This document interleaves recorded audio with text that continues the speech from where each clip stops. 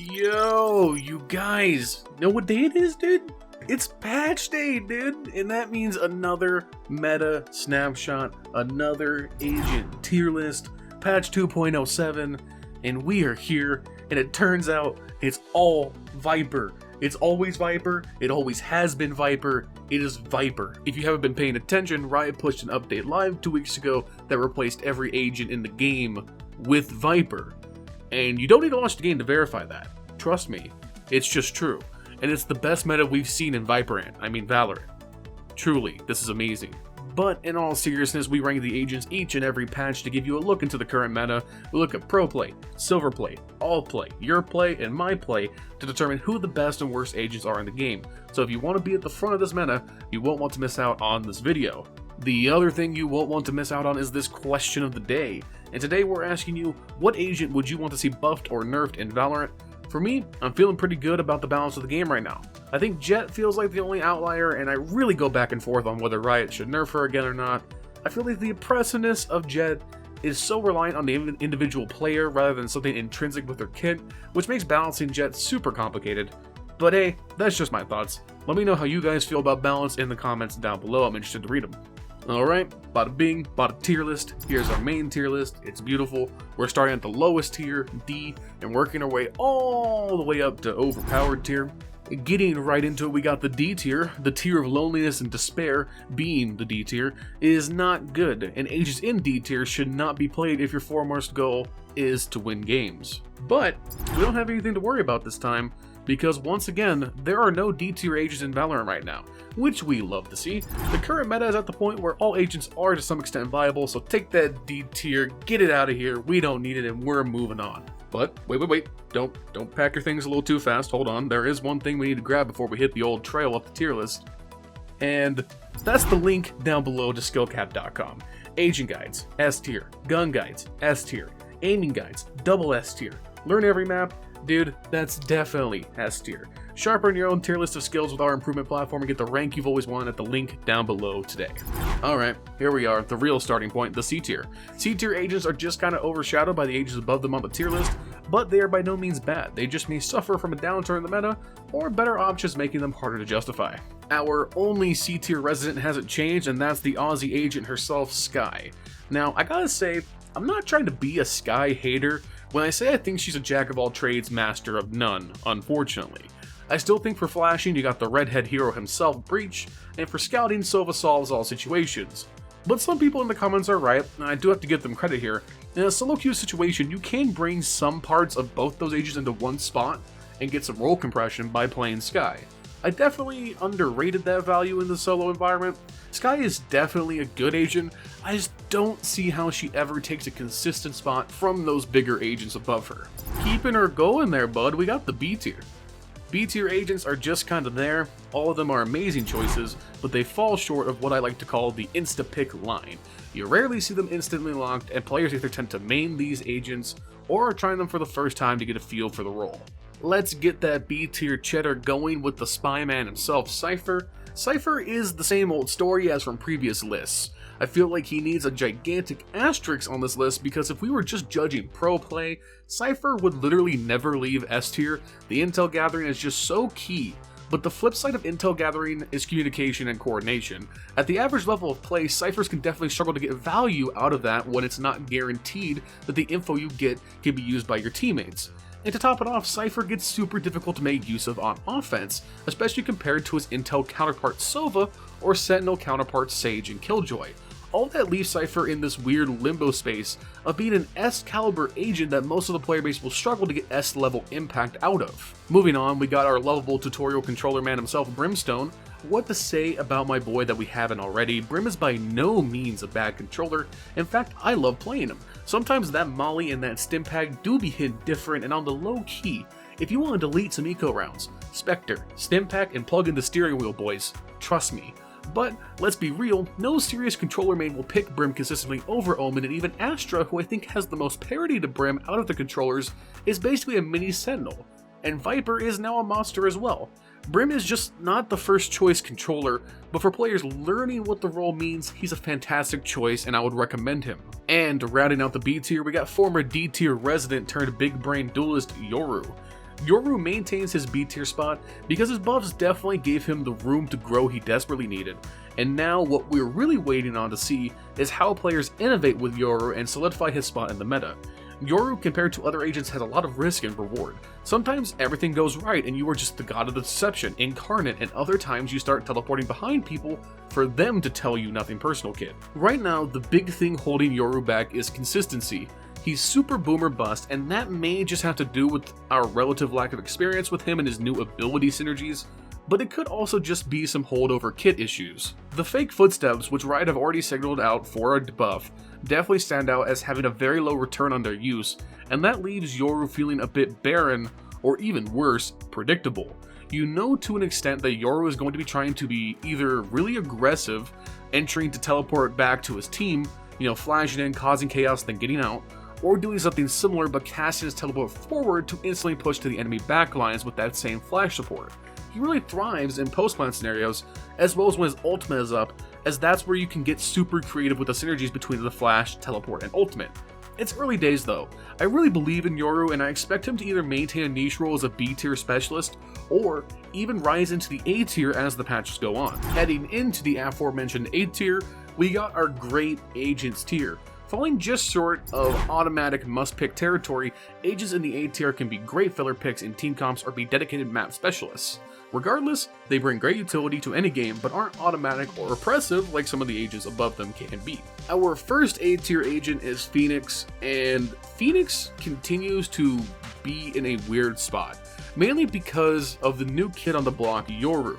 There's only so many slots for agents who are duelists with entry favored kits, and sitting on top of that throne right now is Raze, and right below her previously was Phoenix.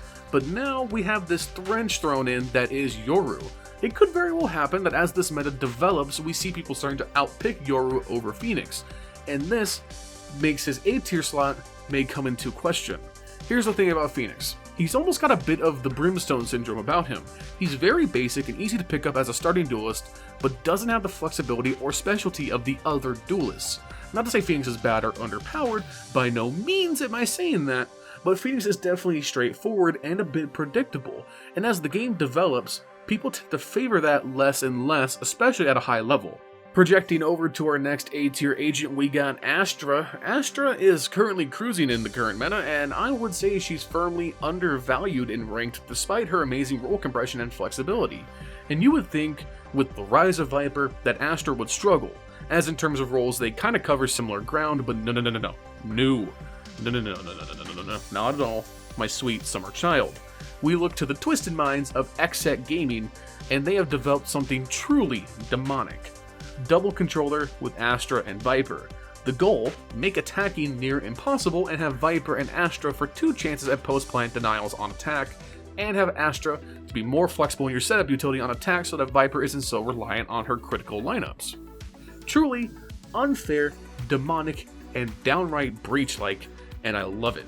Some patch note news for Astra starting today in patch 2.07. When Astra uses her gravity well on someone defusing the spike, it will now pull them, and if it pulls them out of defuse range, it will stop the defuse as well. Now to be fair, when I first started playing Astra, I assumed this was how this worked, and I was really bummed when I learned it didn't. This change makes Astra even better on post plant, so definitely look out. She keeps her spot in the A tier, despite what has happened to VIPER. And our next A tier agent also retaining her spot from last time is Killjoy. Killjoy just stays winning, especially after KJ mains were given a gift from God in the last patch with being able to reset nanoswarms during the pre-round phase. I do think it'll be interesting to see if Killjoy usage starts to go down in the meta in the next few weeks with the continued rise of Sage, and the new kid on the block, VIPER. Most teams are taking one Sentinel, and VIPER, kinda like Astra, can do a bit of both, so maybe teams start taking VIPER in that spot that would normally be Killjoy's. Regardless, the value of Killjoy's kit is irreplaceable, which is why she's keeping that big beautiful A tier slot, I think, no matter what, but I expect those pick rates to maybe start going down a bit. Ooh, yes, here we are, baby, the OP tier, the strongest agent in the game. Man with the ultimate that will literally destroy your computer, and flashbangs that will burn out any monitor. He is the god of the simulation, and once shot a flash into our solar system, we humans now know it as the sun. It's Breach! Oh, wait, sorry. That was a different script for a different video. Hold on, I need to change tabs real quick. It's saying here that Breach is actually A tier, not a god who created the universe, and that he in fact did not create the sun. I'm still waiting on fact checkers to verify that, actually. Sorry guys, I don't know how these mix-ups happen, but they do. Listen, bit aside, Breach is still terrifying, still underplayed, and I literally clench my behind into a black hole every patch week that Riot doesn't buff this man because no one plays him. So if you want to make some enemies on the internet, play Breach. Rounding out the A tier, we got a newcomer who's been mentioned quite a few times now, and that's VIPER. VIPER moves up a tier this time around because she is a true menace to society currently. Some players are even saying she's now overly oppressive and too hard to push in some cases. So VIPER mains, my family, rejoice, we went from literally forgotten to being called overpowered in one update. Let's freaking go, dude. But in all seriousness, I don't think VIPER is S tier or overpowered yet. And the thing that holds her back still is by far her barrier to entry to play, and how hard it is to play her correctly. You make one wrong move with her wall or smoke and suddenly you aren't the nightmare the enemy team fears. And for newer players, it's very hard to pick up and play VIPER. She relies a lot on lineups and setups for attack, and one-ways and anchoring on defense. These can be daunting and hard to approach, especially when you compare it to something like Omen, who just casts smokes, throws a blind, and teleports around corners. VIPER is the definition of a specialist agent in my mind, and that definitely means she's A tier with the potential for S tier impact if the person playing her knows what they're doing. Alright, now, spoilers, the S tier hasn't changed, so it's time for a patented speed round. Throw up a timer, and let's knock this out. The S tier is home to the best agents in the game, your must picks, the cream of the crop, and the first stop if you're looking to shop a new main. Kicking it off, we got Reyna, the Smurf's best friend and the instalock to end all instalocks. Reyna does what she's always done, make me wish I spent more time in Kovacs and less time running Odin only deathmatches. Reyna flashes in, takes someone's head off, then nopes out, or sucks up a free heal. She's the best 1v1 agent in the game, but she drops off a cliff at high level play when everyone's hitting the majority of their headshots. Unless Riot literally changed her kit entirely, Reyna is an eternal S tier pick and probably the perfect solo queue agent in Valorant, but she drops off at a high level. Moving on, we got the high-flying explosive junkie Raze. Raze is still on the up and maintains her S-tier role and continues to encroach on Jett's pick rate at the highest level. She's getting a small nerf this patch, as the sound of her satchels will be different when boosting herself, so you can better prepare for the flights clip that's about to round the corner. Not so much a nerf to me as a quality of life change for playing against her. This definitely won't slow down her dominance. A free kill ultimate, scouting in her boombot, area denial, and movement is crazy versatile, and people are definitely waking up to that. Raze stonks continue to go up. Alright my friends, I don't need a recon dart to make you see why Sova is still S tier. He's the best non-controller support, bar none.